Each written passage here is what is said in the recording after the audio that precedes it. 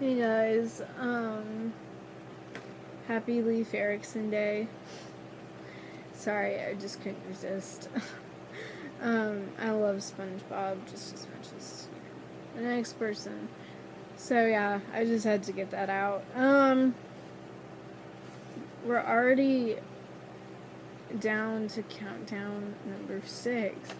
I was doing this last night and I couldn't remember if we were on 5 or 6. And I was like, it's obviously 5. And then I went and checked and I was like, oh, it's 6. Wow.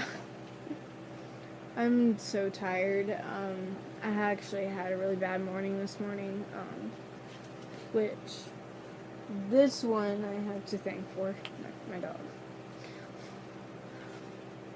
He likes to whine because I don't like sleeping with the cat because she likes to play in the middle of the night and I don't want to and I want to sleep and she messes with Roscoe and then Roscoe comes and attacks me and I'm like, oh, it's really annoying. So we like to keep the door closed and so Roscoe can't get the door open and so he just whines until you open it. And usually sometimes I can ignore it. Especially if he's, like, getting punished, or something. I don't know. I can usually ignore it. But this morning it was bad. Like, I had, like, an hour left to sleep. And he had to go and whine. And dog. So I finally opened the door, and then he got into the trash and stole this can of dog food and was like chewing it up in here. And I guess he was hungry. I don't know, but I'm guessing that's what it was. But he was really grumpy and like he didn't want to give it back, and he like growled at me and the cat. And I'm like, nope. Nope. That's when he got in trouble. But, yeah. So it was just kind of rough this morning. And at least I get to take a nap now. Well, after I finish the video. But you know what I mean. Take a nap. Anyways, the first story is called The Accident by Min Boy. And this is on, again, scooploop.com, if you want to check that out. So let's get started. The accident earlier this evening played over and over in his mind. The light turned red, but he was in a hurry and accelerated. An orange blur came from his right, and in a split second there was a violent jerk.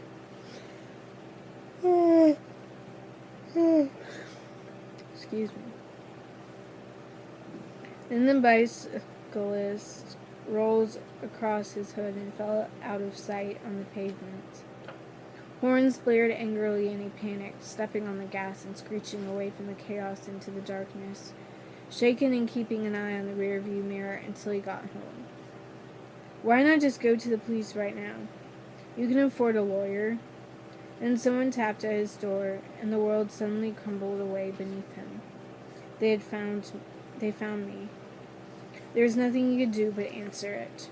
Running would only make matters worse. His body trembling, he got up and went to the door and opened it. A police officer stood under the porch light. "Mr. Halverson?" asked the grim officer. He let out a defeated sigh. "Yes? I am terribly sorry, but I'm afraid I have bad news. Your son's bike was struck by a hit-and-run driver this evening. He died at the scene. I'm very sorry for your loss." When I first read this, I was like, that is so messed up. And it really is. It really kind of is messed up because I think that's any parent's worst nightmare, accidentally killing your child. And the fact that he ran over his child, it just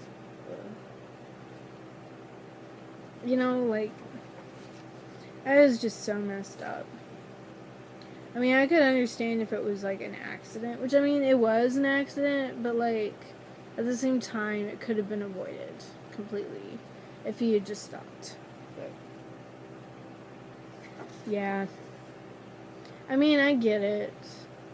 Michael's a safe driver. He just likes to race people, and because we have a Dodge Challenger, and it's in really nice condition and everything, and it's a pretty nice car. And no offense if you have a Mustang, but they're not the greatest cars in the world, and most people that drive Mustangs think they're, hot shit, and then they challenge Michael, and it's like,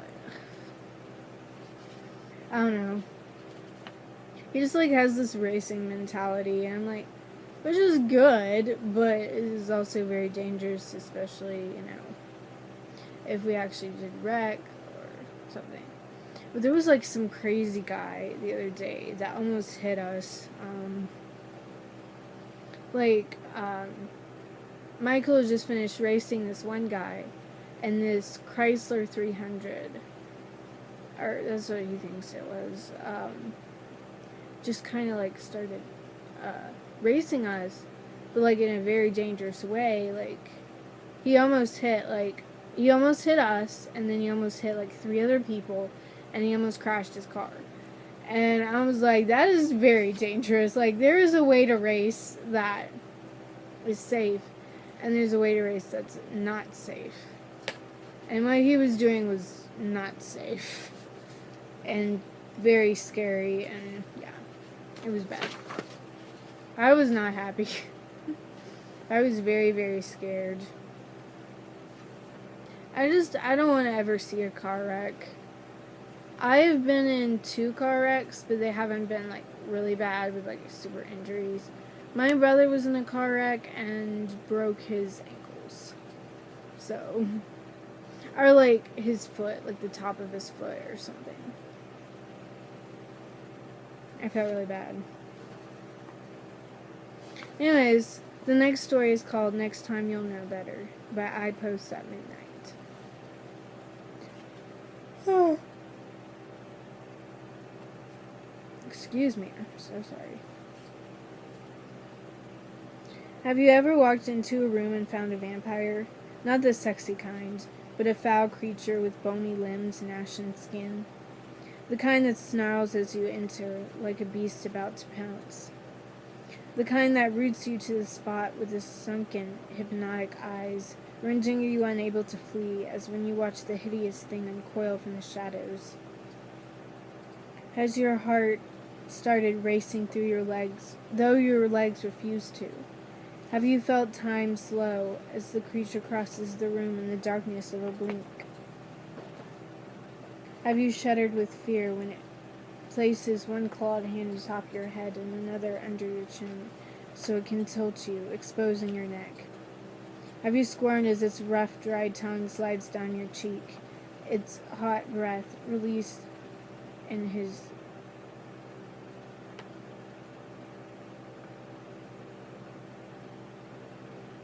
a rush against your skin, when it probes your pulse, the flow that leads to your brain? Has its tongue rested there, throbbing slightly as if savoring the moment? Have you then experienced a sinking, sucking blackness, as you discover that not all vampires feed on blood? Some feed on memories. Well, have you? Maybe not. But let me rephrase the question. Have you ever walked into a room and suddenly forgotten why you come in? This one I didn't find scary. I thought it was kind of stupid. To be honest, no offense to whoever wrote it. It's not scary. To me, it's not scary. I mean, I have pregnancy brain, so I have an excuse for forgetting, but no, I seriously have forgotten, a lot of stuff. The only thing I usually remember is, appointments. And that's about it. And apparently it doesn't get any better after your pregnancy either. You just kind of have it for the rest of your life. Okay. Yeah, but to explain what pregnancy brain, it basically means that your IQ has gone down, a lot. It basically means you're stupid. Just for a little bit, you know. I mean, I do stupid stuff. I forget to do stuff. I've left food out, and one time I was like super, super hungry, and I forgot I had already gotten a pizza out and had like cooked it, and it was like on my plate and everything, and I forgot about it, and yeah, it was bad.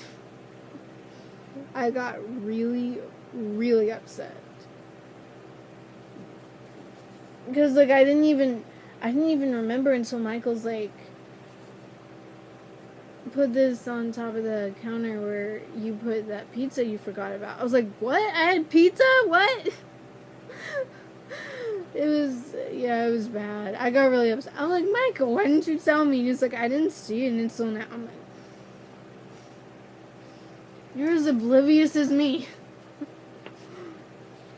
He kind of is, but I love him to death, obviously.